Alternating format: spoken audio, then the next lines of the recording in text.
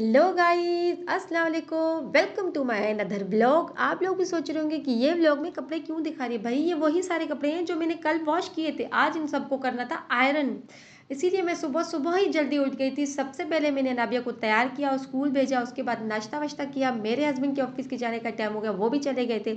उसके बाद मैं आ गई थी आयरन पर। फटाफट से मैंने कपड़े आयरन किए, क्योंकि मेरी ये कोशिश होती है कि इस्त्री होने वाले कपड़े जो भी है उनको एक ही दिन में इस्त्री करके रख लूँ, क्योंकि मुझे रोज़ रोज़ आयरन करना बिल्कुल भी पसंद नहीं। जब तक मैं अपनी अम्मी के घर में थी मैंने वहाँ पर कोई काम नहीं किया, क्योंकि मेरी बड़ी बहनें थी, सारा घर का काम वो लोग करती थी, तो मुझे किसी चीज़ की ज़रूरत भी नहीं पड़ी। खैर, जब भी मैं कोई आयरन वगैरह करती हूँ तो मुझे उन बहनों की बहुत याद आती कि वहाँ पर उन लोगों ने मुझे कोई काम करने नहीं दिया। आयरन वगैरह कर लिया। ये देखो भाई, मैंने एक ही साथ कितने सारे कपड़े आयरन कर लिए। कपड़े वगैरह आयरन करने के बाद मैं आ गई थी अपने रूम में, और अपने रूम की हालत देखे तो मुझे चक्कर ही आने लगे। भाई मेरे रूम में क्या हुआ, कितने इतना गंद मचाया हुआ है।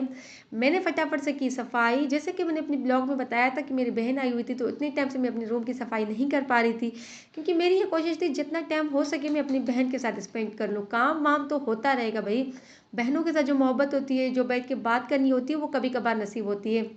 खैर, मैंने अपना वार्डरोब साफ़ कर लिया, और ये देखिए मेरा वार्डरोब साफ़ होने के बाद कितना खूबसूरत लग रहा है। उसके बाद जो हैंग वाले कपड़े थे वो हैंगर में डाल के मैंने सारे हैंग कर दिए।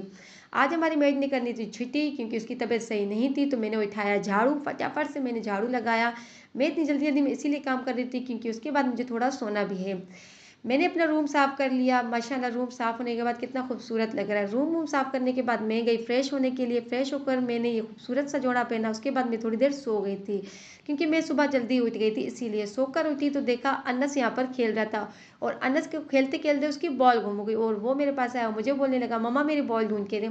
मैं उसके साथ गई उसकी बॉल ढूंढने के लिए, लेकिन उसको पता था कि अम्मा ने ढूंढना ही नहीं है भाई, मैंने खुद ने ही ढूंढना है। जैसे तैसे करके उसने अपनी बॉल ढूंढ ली, और ये देखिए बॉल ढूंढने के बाद ये कितना खुश हो रहा है। मेरे बच्चे को देखकर माशाल्लाह ज़रूर बोलिएगा।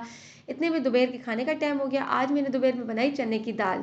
खैर, चने की दाल बनाना तो सबको ही आता होगा, क्योंकि दाल रेसिपी वो चीज़ है जो बताने की ज़रूरत नहीं पड़ती है।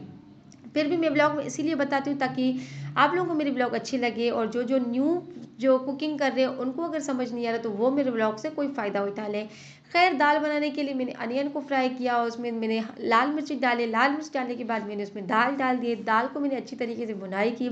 उसके बाद मैंने उसमें टमाटर डाल दिए। टमाटर के साथ फिर उसकी अच्छी तरीके से भुनाई की, ताकि टमाटर गल जाए। उसके बाद मैंने उसमें डाल दिया पानी। कुछ लोग दाल प्रेशर कुकर में बनाते हैं, लेकिन मैं नहीं बनाती, क्योंकि मेरे दाल गल जाते हैं ऐसे ही।